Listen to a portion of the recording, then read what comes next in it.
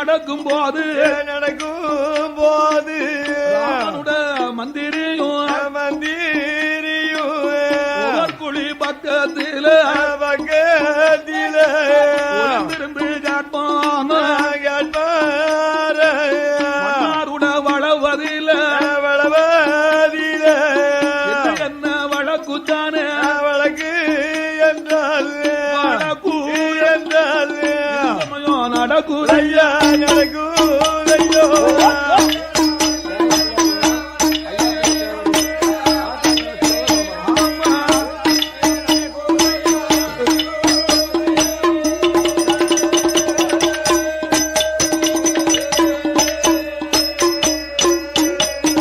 நாட்டிலையும் நல்ல நாடு நல்ல நாடு நாவலர்கள் புகழும் நாடு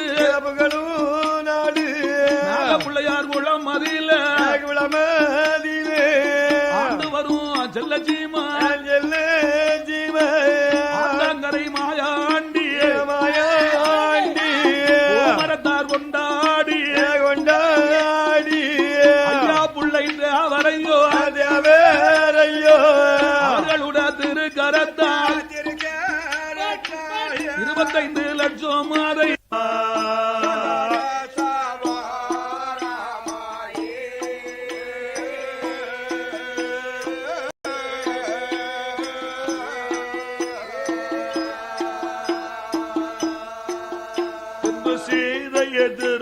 திருமணம் முடித்த வருமுன்ன பள்ளி கொண்ட பரசுராமனை எதிர்த்து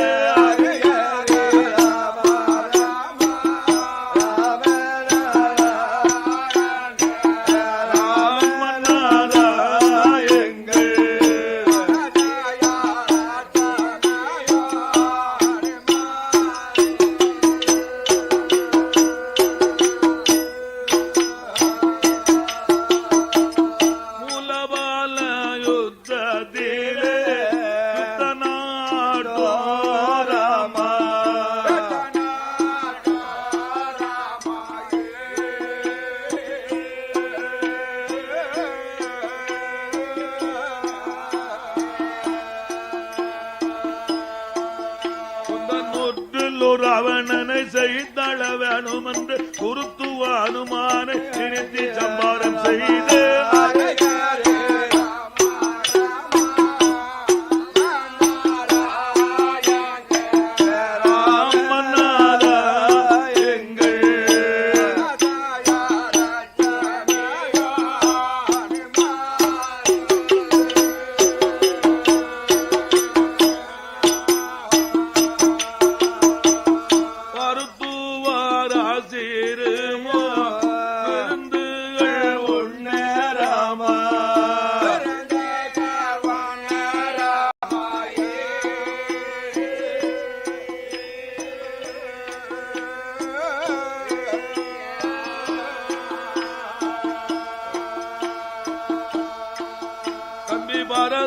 சத்துருக்கன் வேறதாள் வேணும் என்று மறுபடி அயோத்தியை அரசள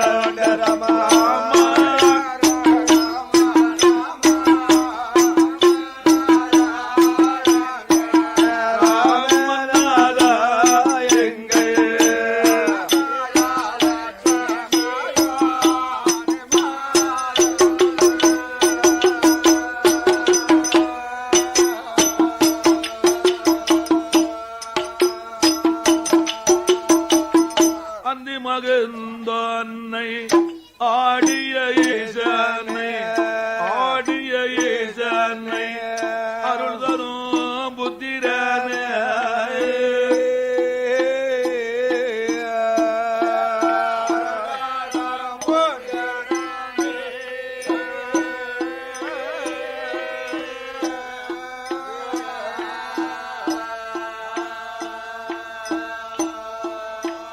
சந்தி விநாயகா பொந்தி கணபதி சந்தி விநாயகா பொந்தி கணபதி அன்பதம் கற்பதாமே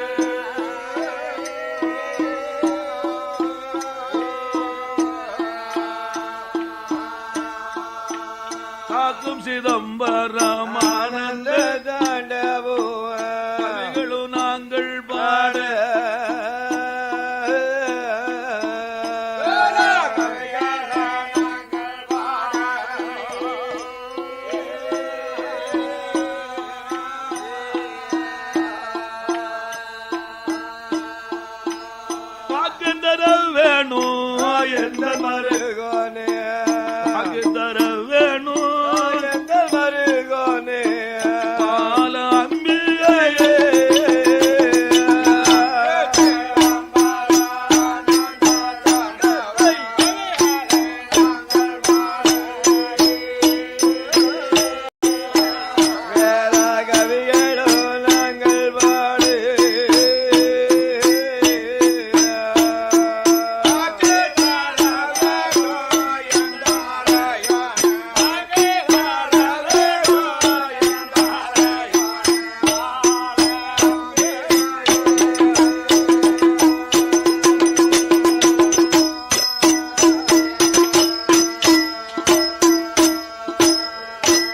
அணியாய் பரணமோ முத்து மாலையோ ஆதரவாய் பணிய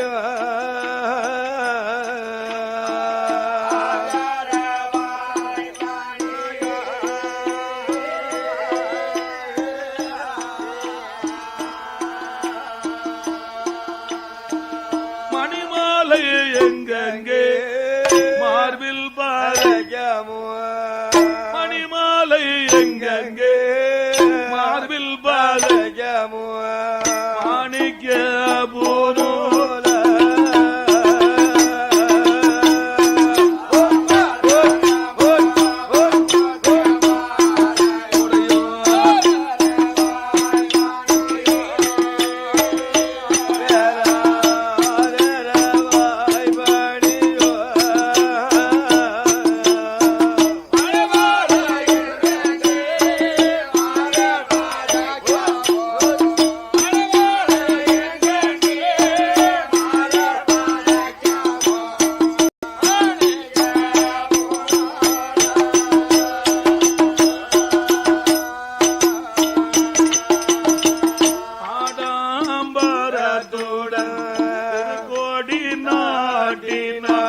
ஆணி உத்திரது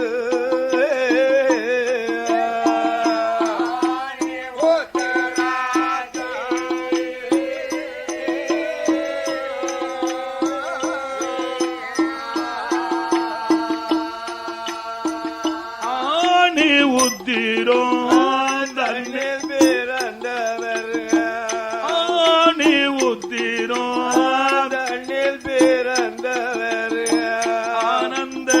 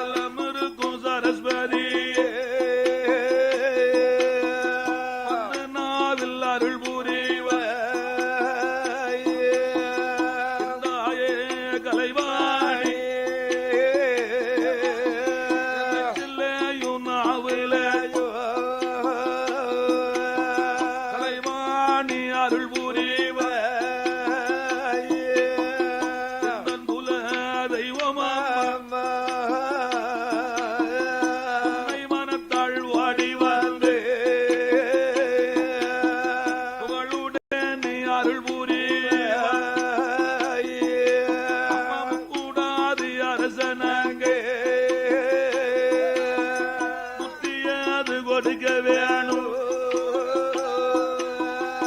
கொடுத்த காளியம்மையே கலக்கி உதக வேணும் அம்மா உச்சினி மகாளியம்மா உத்தரவு கொடுக்க வேணும்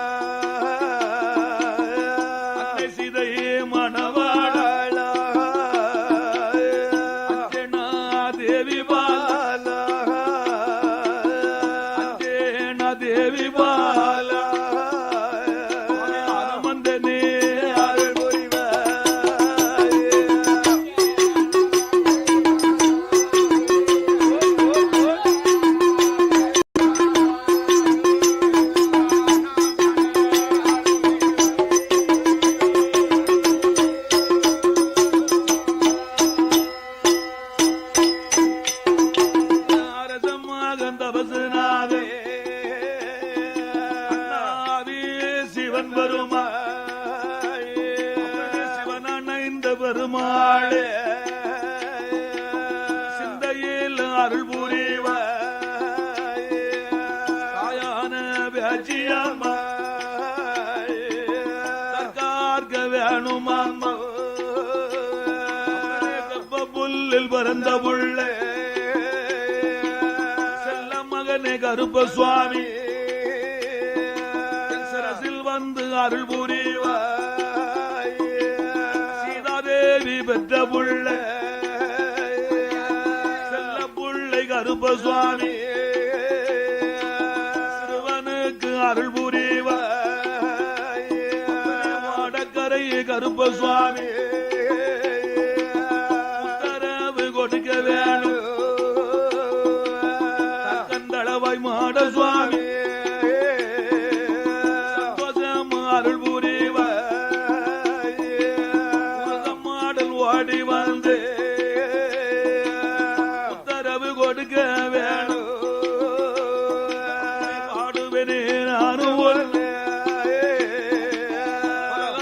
மூனை தொழுவே வாடக்கரை கருப்ப சுவாமி பாடுவேனே நானும் புவனமல்ல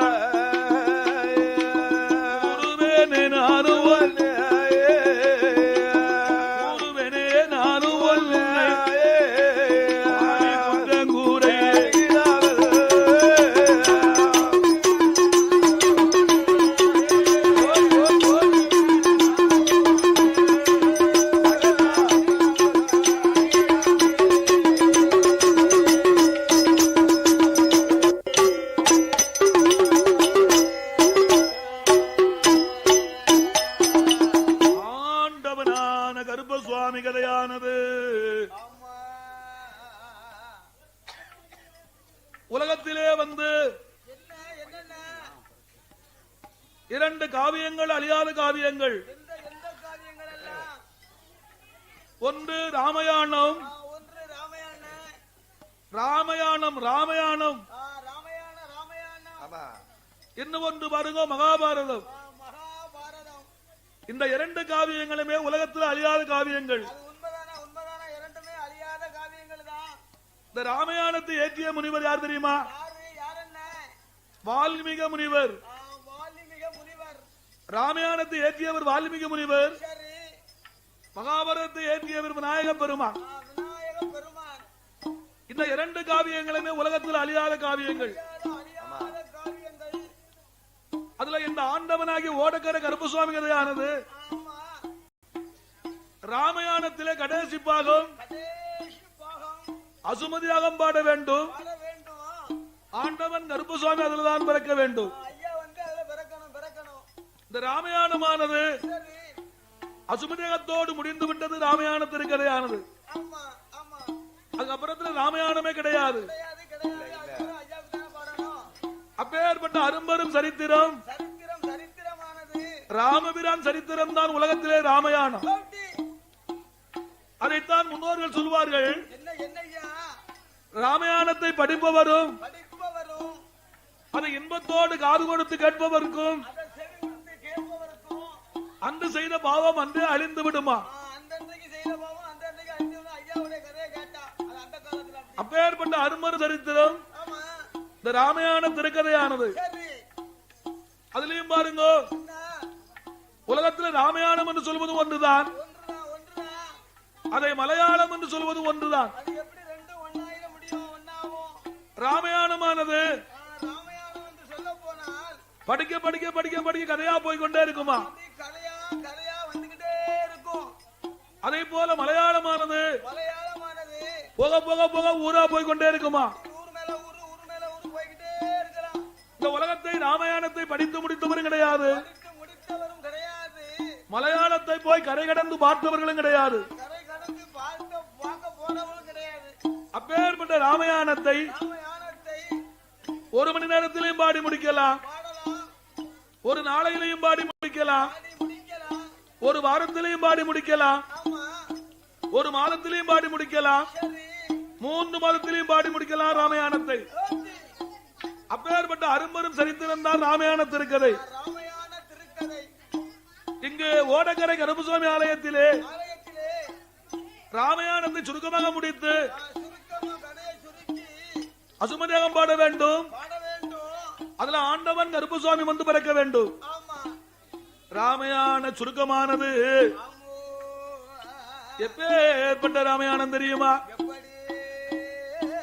நாட்டிலேயும் நல்ல நாடு, நல்ல நாடு, நாவலர்கள் புகழும் நாடு, புகழும் நாடு, வடமழை பொழியும் நாடு, பொழியும் நாடு, ஜன்னல் வீசு நாடு, வீசு நாடு, சாரமழை பொழியும் நாடு, பொழியும் நாடு, சகல் வெண்ணல் விளையும் நாடு, விளையும் நாடு, அடுத்ததாடு பயிர் முளைக்கும், பயிர் முளைக்கும், அடக்கலத்தான் கூடு கட்டும், கூடு கட்டும், நாட்டிலேயும் நல்ல நாடு, நல்ல நாடு, 56 தேசத்திலும், தேசத்திலும், கோசல்லை தேசத்தில, தேசத்திலே, அதனுடைய தலை நகரும், தலை நகரும், அகிலமெல்லாம் புகழ் படைத்து, புகழ் படைத்து, அயோத்தி பட்டணத்தில், பட்டணத்தில், அயோத்தி பட்டணத்தில், அதுவாரார் தசரதனு, தசரதனு,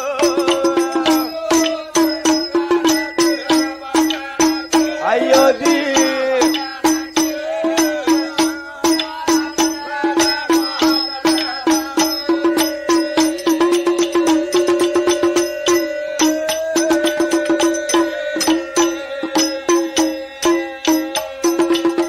அயோத்தி பட்டணத்தில், பட்டணத்தில், சூரிய குலம் மதியில, குலமதியிலே, அதிரந்தன் பெற்ற மகள், பெற்ற மகள், அதிரந்தன் பெற்ற மகள், பெற்ற மகள், அழகு மன்னன் தசரதனு, தசரதனு, அயோத்தியில் ஆண்டு வர, ஆண்டு வர, 64 மந்திரியும், மந்திரியும், 18 தலையாரியும், தலையாரியும், இடி வீடி மன்னரோடு, மன்னரோடு, அழகு மன்னன் தசரதனு, தசரதனு, ஆண்டுவாரார் அயோத்தியில், அயோத்தியில், சுமதீந்திரல் மந்திரியோடு, மந்திரியோடு, இனியது தவறிடாமல்,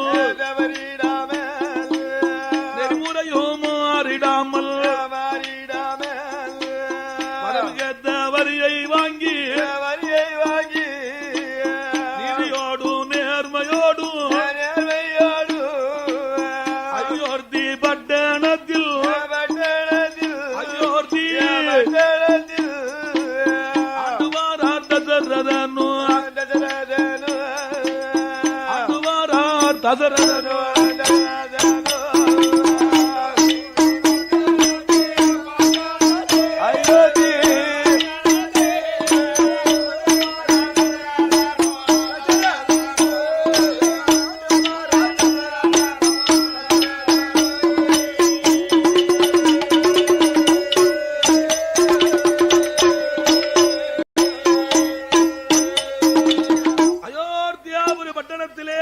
ஆண்டு வருகிறார் தசரத சக்கரவர்த்தி. ஐயா, முன்னால் ஒரு காலத்தில் பெரியவர்கள் நாளையிலே அந்த சூரிய பகவானுக்கு வந்து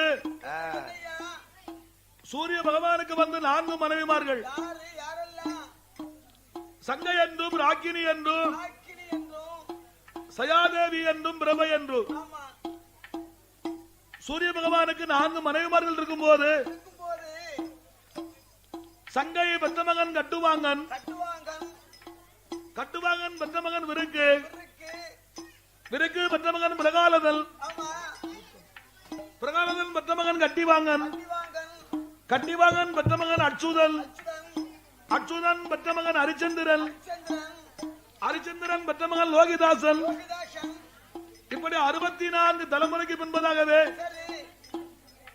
அதிரதன் பெற்ற மகன் தான் தசரத சக்கரவர்த்தியா. அந்த அயோத்தியாபுரி பட்டணத்திலே அழகு மன்னனாகி தசரத சக்கரவர்த்தி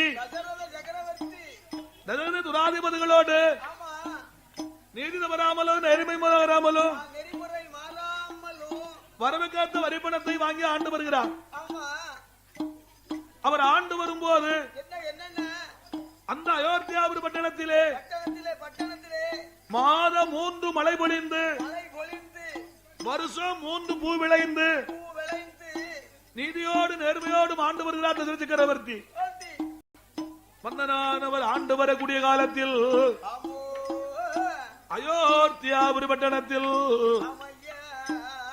1000 தெருக்கள் உண்டு. ஒவ்வொரு தெருவுக்கும் 1000 வீடு உண்டு. அயோத்தியாபுரி பட்டணத்திலே வந்து மரவர் தெருவு 1000, வேதியர் தெருக்கள் 1000, பிராமணர் தெருவுக்கள் 1000, செட்டியார் தெருவு 1000, யாதவர் தெருவு 1000, சேனையார் தெருவு 1000. ஒவ்வொரு சமூகத்துக்கும் ஒவ்வொரு தெருக்கள் உண்டு. 1000 தெருக்களிலேயும் தெருவுக்கு 1000 வீடு உண்டு. அப்பேற்பட்ட அழகு பொருந்திய அயோத்தியாபுரி பட்டணத்தில் மன்னனாகிய தசரத சக்கரவர்த்தி நீதியோடு நேர்மையோடும் ஆண்டு வருகிறார் அல்லவா. மன்னன் ஆண்டு வரக்கூடிய காலத்தில் அந்த அயோத்தியாபுரி பட்டணத்தில் பாம்பும் கீரியோர் கூண்டிலிருந்து வாழ்ந்து வந்திருக்கின்றன. பசுவும் புலியோர் கூண்டிலிருந்து வாழ்ந்து வந்திருக்கின்றன. எலியும் பூனை ஒரு கூண்டிலிருந்து வாழ்ந்து வந்திருக்கின்றன. அவளை ஒற்றுமையாக ஆண்டு கொண்டு வந்திருக்கின்றன. நம்ம நாட்டில் இது நடக்குமா? நம்ம நாட்டில் பாத்தீங்கன்னா பாம்பை கண்டால் கீரி விடாது, எலியை கண்டால் பூனை விடாது, பசுவை கண்டால் புலி விடாது. நேர் விரோதம். அதெல்லாம் விட பாருங்க, நம்ம நாட்டில் ஒரு பெரிய கொடுமை. ஒருத்த வாழ்றது நாட்டில் ஒருத்தனுக்கு பொறுப்பு இல்ல. அண்ணன் வாழ்றது தம்பிக்கு பொறுப்பு இல்லை, தம்பி வாழ்றது வந்து அண்ணனுக்கு பொறுப்பு இல்லை. நேர் விரோதம் தான் நம்ம நாட்டில். அயோத்தியாபுரி பட்டணத்தில் அப்படி கிடையாது. எல்லோருமே ஒரே சமம் தான். பசி என்பதே கிடையாதாம் அயோத்தியாபுரி பட்டணத்தில். அவ்வளவு ஒற்றுமை. அப்பேற்பட்ட அயோத்தியாபுரி பட்டணத்தில் மன்னனாகிய தசரத சக்கரவர்த்தி ஆண்டு வரும்போது 1000 தெருக்களிலேயும் 1000 வீடுகள் உண்டு. அப்பேற்பட்ட பெரிய நகரத்தில் ஆண்டு வந்த மன்னனாகிய தசரத சக்கரவர்த்திக்கு என்ன மனைவி மார்கள் 3 பேர்கள். முதலாவது மனைவி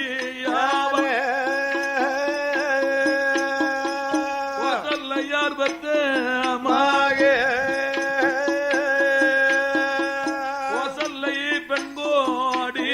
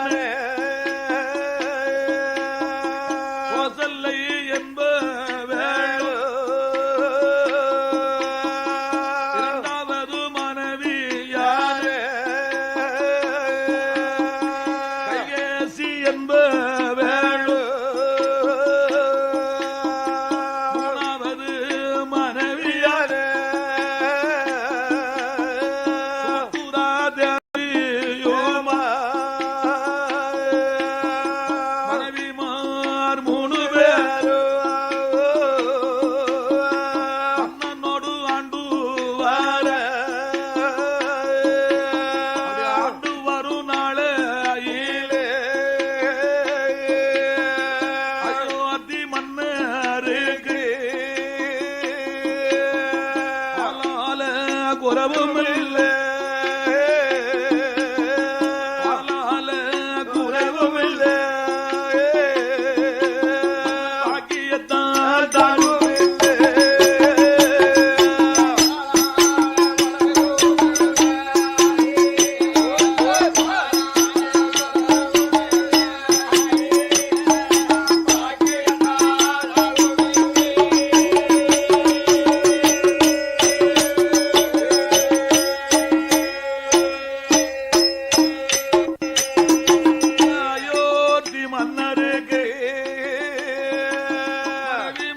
வந்ததாலே குறவும் இல்லை பாக்கியத்தால் தாழ்வும் இல்லை அயோத்தி மன்னருக்கு கோபுரம் இரும்பு ஏற மண்டபம் கூடறைய மங்கடம்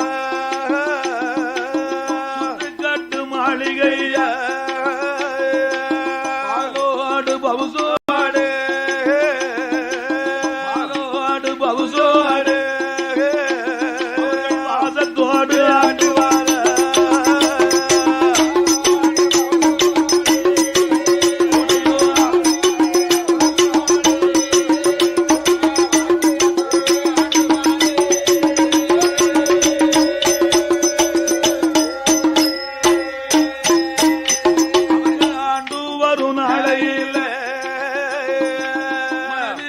மூணு பேரோ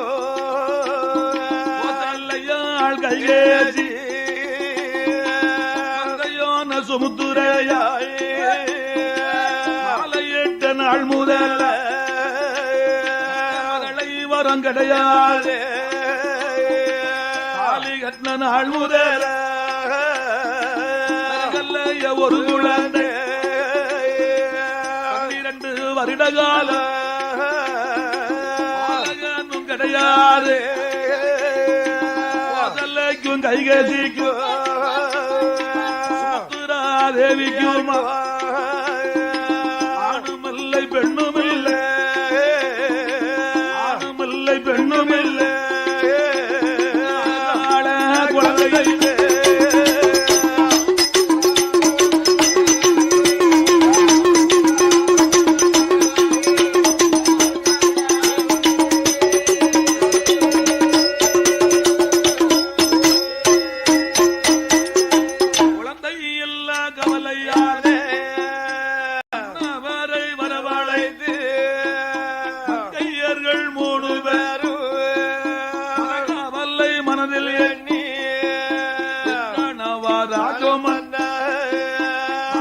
ஒரு காலத்திலே ராமனுக்கு பின்னாலே அயோத்தியை ஆழ்வதற்கு சாள புள்ளை இல்லை நாடாள மதளை இல்லை நாள குழந்தை இல்லை தேவி 3 மாலையிட்ட நாள் முதல மகளை மட்டும் கிடையாது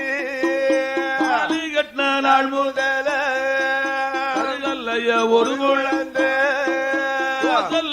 கை கசிக்கும் மங்கை சுமத்துறக்கும் 12 வருடமாச்சு அழகனும் பிறகலையே பாவம் செய்தேனோ பாவம் செய்தேனோ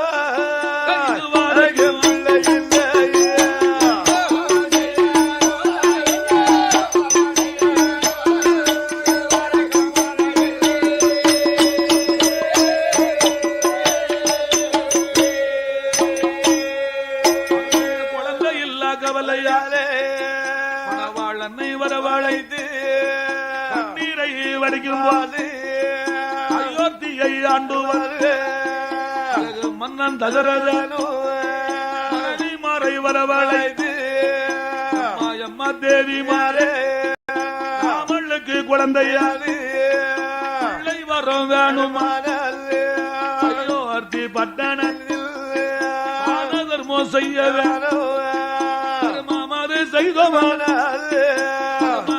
நீங்கும் அம்மா நீங்கும் அம்மா குழந்தை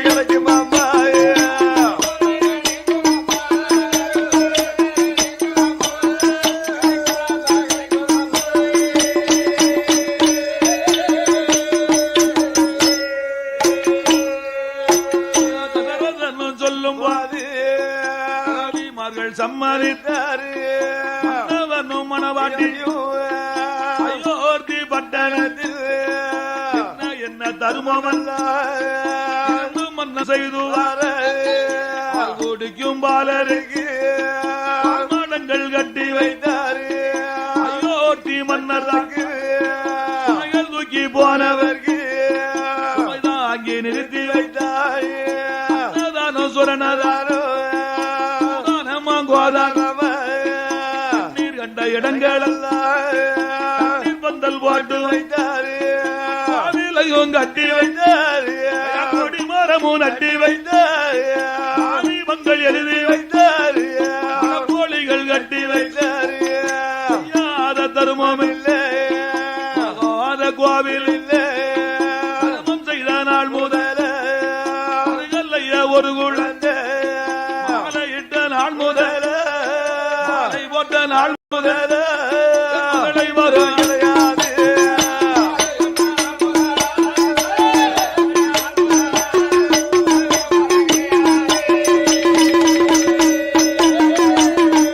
ஆண்டுவார அழகு மன்னந்ததற்கு பெரியமார்கள் 3 பேர் செய்யாத தர்மம் இல்லை கோவில் இல்லை. செய்த நாள் முதல ஒரு குழந்தை ஆணுமில்லை பெண்ணும் இல்லை. ஆணுமில்லை பெண்ணும் இல்லை.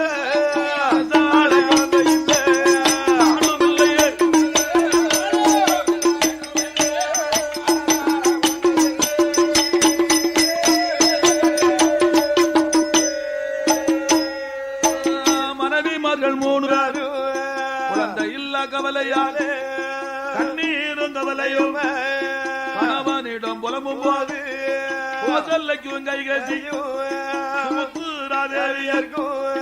மாலையிட்ட நாள் முதல மகளை வரம் கிடையாது. பெரியமார்கள் 3 பேருக்கும் அயோத்தி பட்டணத்தில் அரசாள குழந்தை இல்லை. ஆள பிள்ளை இல்லை. குழந்தை இல்ல கவலையாலே கண்ணீரும் கவலையும் கவலையும் பெண்கள்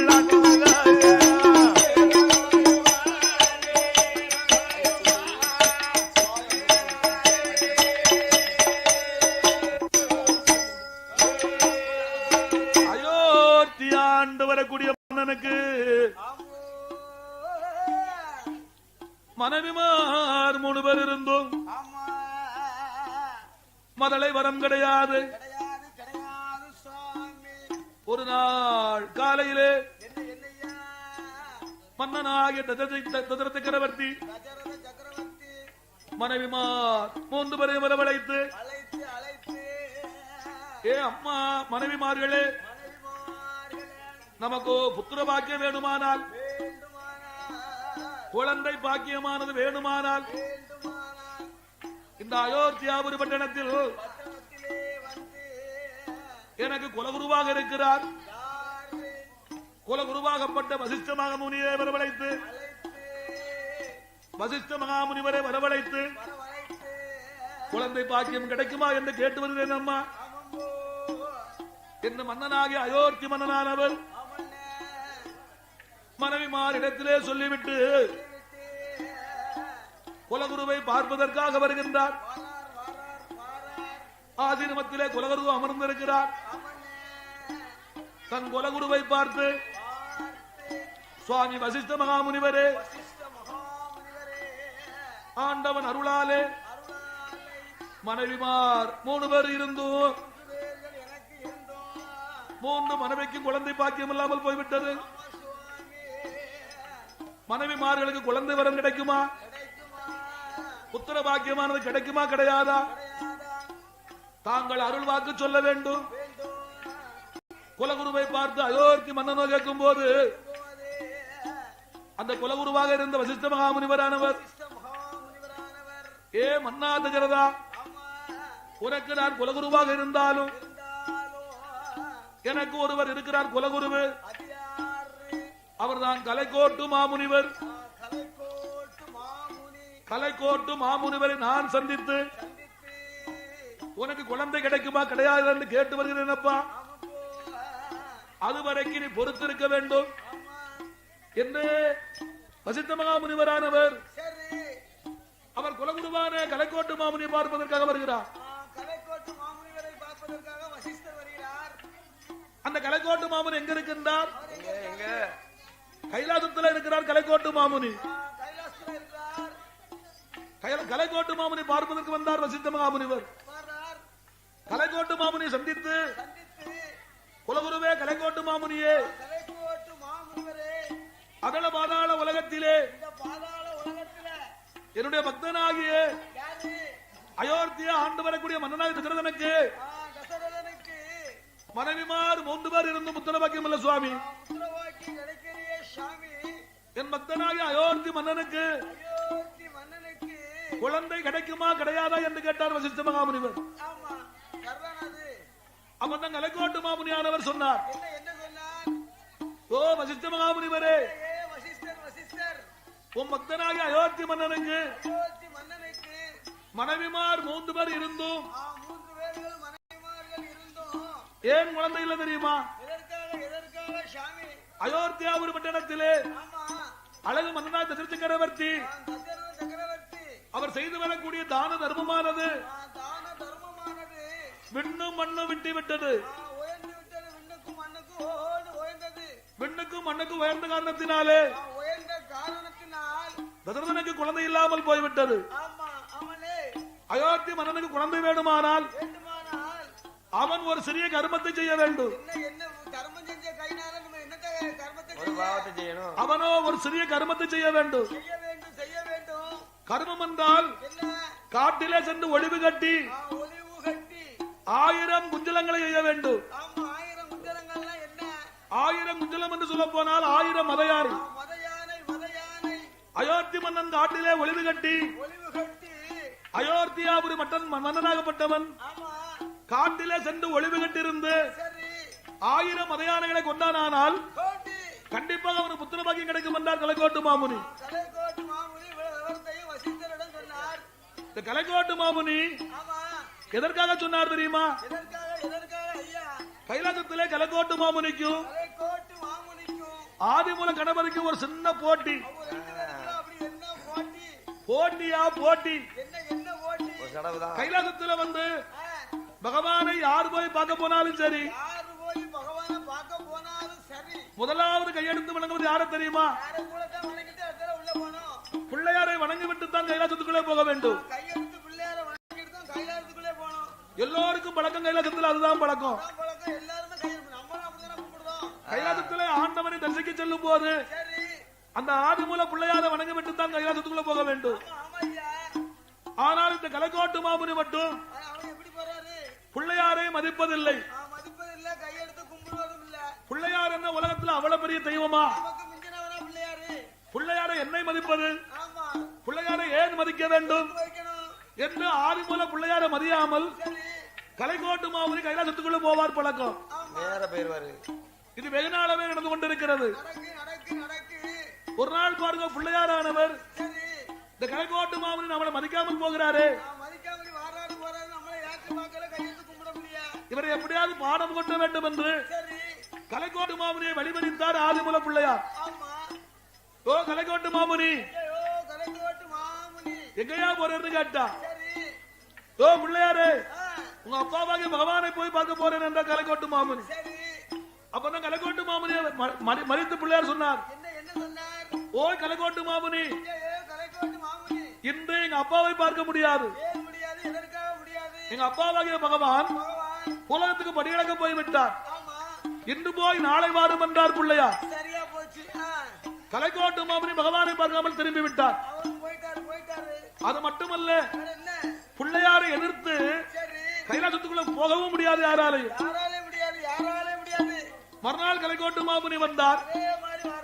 மறுநாள் பிள்ளையார் கலைக்கோட்டு மாமுனி வழிமறித்து, ஓய் கலைக்கோட்டு மாமுனி, இன்று எங்க அப்பாவை பார்க்க முடியாது, எங்க அப்பா உலகத்துக்கு படியளக்க போய்விட்டார் என்று கலைக்கோட்டு மாமுனி வரக்கூடிய நேரமெல்லாம் விநாயகப் பெருமான் கலைக்கோட்டு மாமுனி வழிமறித்து பகவானை பார்க்க முடியாது என்று சொல்லிவிட்டார். ஆக மொத்தம் கலைக்கோட்டு மாமுனி பகவானை பார்க்கவில்லை. அப்பதான் கலைக்கோட்டு மாமனுக்கு ஒரு சந்தேகம் வந்தது. என்ன சந்தேகம்? ஒரு நாள் ஒரு பொழுதாவது ஒரு பொழுதாவது பிள்ளையாருடைய சக்தியை எல்லாம் நாமல் குறைக்க வேண்டும். பிள்ளையாருக்கு சக்தி இருக்க கூட நம்ம குறைச்சிடணும். கணவன் சக்தியை எல்லாம் குறைக்க வேண்டும். குறைக்க வேண்டும்.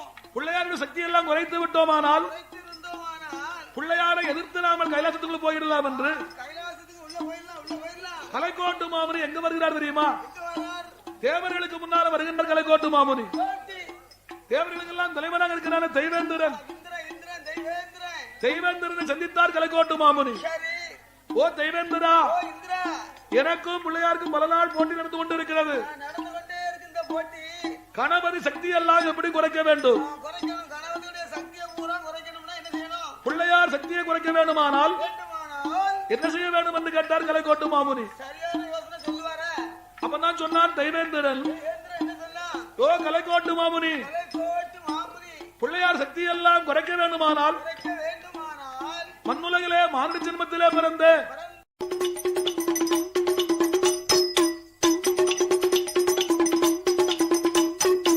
எல்லோ